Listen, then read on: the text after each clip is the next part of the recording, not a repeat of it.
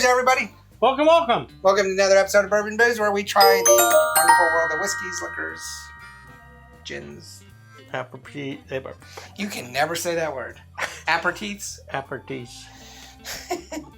All the different stuff that is available, plus coffee. So welcome to another episode. And today is a very special episode just because we love Tin Cup. And so this is Tin Cup 10 year, which relatively new on the market. Tin Cup is a sourced whiskey out of Colorado. I believe it's MGP, but it's a Colorado company. It's an American whiskey, so it's not a bourbon. It comes in at 42% or 84 proof, so about average. And for a 10-year whiskey, so whiskeys aren't normally, unless it's a scotch, aren't normally aged. There's some out there. Templeton does some. I think Weller does some, but most whiskeys aren't. Some of your bourbon. Aren't presented with an age. And so this is a 10-year Tin Cup, and Tin Cup gets its name because they have the little shot glass on top. And so we've tried the Tin Cup regular whiskey, the Tin Cup rye. I don't know if we've done an episode on the rye, but we have the Tin Cup rye. And now this is the 10-year. And so super excited because we like Tin Cup. Cody, initially, I bought him Tin Cup probably about 3 years ago and fell in love with it. And now he'll buy it. It's not 3 years ago? Yeah. He says he bought it. He bought it. Now he buys the handles. No, he bought the little bottle in Colorado when he was just like, he's like saying, my precious. This is so my precious. He was gone. And that's the first time I heard about Tin Cup. But he just saw the bottle and he was like, I have to have it. Yep. And it's I don't know precious. that I've ever used their shot cup. I'm sure Cody has, but it's a cool octagonal bottle. So when he bought it 3 years ago, that's when he was really into the fancy pants of bottles. Remember? Yeah. You look at our really old episodes. We used to want to rate bottles. We used to give a fancy pants rating for bottles. Yeah. So he's showing me 6 for some reason. Hexagon. Oh, it's hexagon. Sorry. Well, I don't know what I said. Octagon. He says it's hexagon. So, you're a history teacher, not a math teacher. So this is $47.99. So obviously it's a 1 barrel on cost. So it's not for the average Joe. I'm writing on a bar mat, and that's no good. Okay. So let's go ahead and give this a rating. What was the proof? 42% or 84 proof. Oh, wow. And this is the whiskey, because I know they make the rye and everything.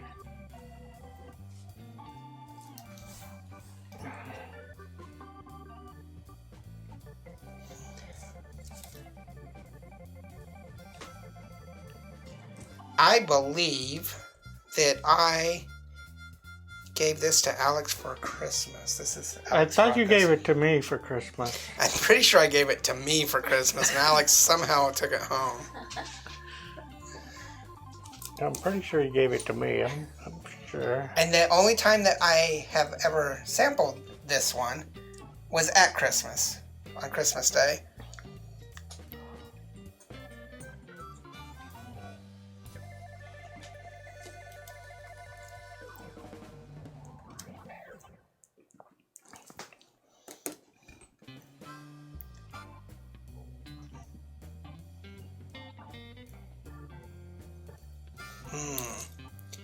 Interesting.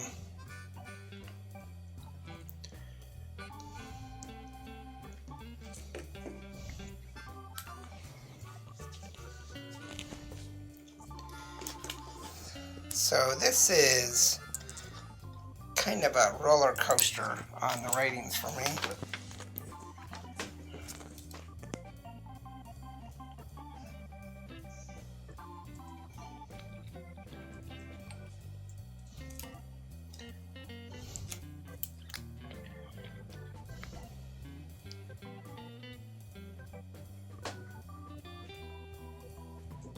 So we're pretty close on this. It's a 1 barrel for cost $47.99. I think that's a huge, I don't know, liability, so to speak, on the barrel rating. I really enjoy this, but that cost at $50 is going to cause it not to get the rating it should. For aroma, we each give it a 4. No, you don't give it a 4? You do give it a 4. I'm just thinking it's like, I know I've been trying to do this whole will thing and stuff. And sometimes I just got to say, it just smells good. It does. It's got some great aroma of spearmint. Probably the strongest spearmint whiskey that we've had in a long time. A little bit of the char, so the woodiness of the char. It is 10-year, and it's pretty dark. I don't know. I mean, this would probably be like a 3-day aged in Texas, but it's pretty dark for Colorado. I'm getting a little bit of mowed grass, so that kind of hay earthiness to it, but the spearmint aspect of it, it's pretty darn good. A little dark chocolate in there. Okay, I can go with that. Yeah, with the mowed grass, I can definitely. For flavor, you're giving it a 4. I give it a 4.5. I think it's really good. The vanilla, you're getting some of the cherry. Pepper, there's some pepper to it. There's some spicy pepper. It's probably got a fairly significant rye content to it. Of course, it is, well, it's only 84, so it's not that spicy, but it's got some pepper aspect to it. A little bit of mint, that spearmint, but more minty than the spearmint on the nose. It's more minty on the palate. Anything to add to that? Yeah, I put a little bit of water in this, and I don't know if I want to say this, but you will. It's almost like a Dr. Pepper. No, don't say that. But so much better than Dr. Pepper, but it just gave me a little bit of that. If Dr. Pepper was good. Everything's better than Dr. Pepper. Go ahead and leave your comments below. I'm just saying, it's like, there's something about it that is like, almost like a soda. Right. I really like this. For bite, we each gave it a 3.5. It's got a slight spiciness to it. A little bit more spiciness than than an 82 proof or 84 proof would. But it's not really lingering, just a little spicy. Well, once I put the water in, that goes away. Mm-hmm. When I first took it, a little bit on my lips and on the back. But once I put the water in, I'd probably give it a 4. Yeah. But you're not going to drink it with a little bit of water, mostly. So, what we end up with is I have a slight edge on you at 13 points. That's a 3, almost a 3.5. And you have 12.5 points, so you're a very solid 3. That's why I said the cost is definitely handicap in this. Yeah. So this is not a 3. I don't even think this is a 3.5. This is a 4. Are we willing to give it a full barrel rating increase or just the half barrel? Let's go with the half barrel at 3.5, and I'll tell you why. I'm giving it the half barrel because I would give it the full barrel if Tin Cup actually distilled this. But because it's MGP, it's a source, I'm assuming it's MGP, because it's sourced out of Indiana. I would give it the full point, but because it's sourced, I'm going to say it's a half. So when you say it's sourced, that means they buy barrels of something from the old Seagram's plant. MGP is the old Seagram's plant. And then they age it in their own barrels or in whatever. Colorado. Yeah. Yeah. So that's why let's go with the 3.5. Yeah. I think this is a great whiskey. Oh, yeah. So tell us what you think about Tin Cup in general, and if you live in Colorado and you've been to Tin Cup, are they distilling anything?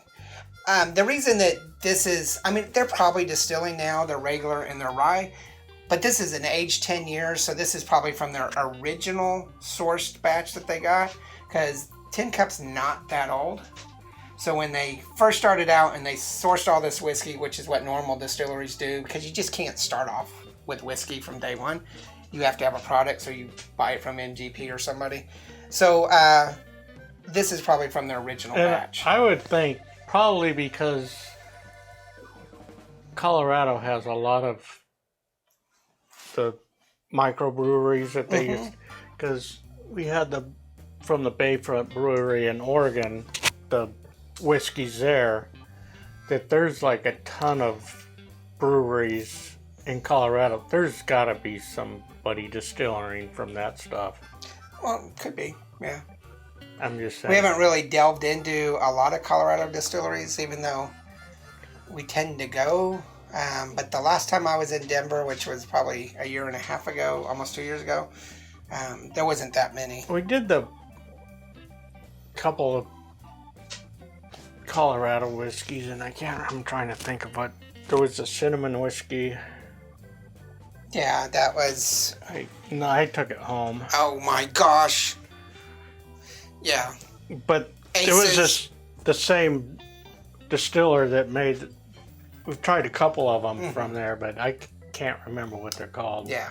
I think that in 5-6 years from now, Tin Cup will have a tenure that they've actually distilled.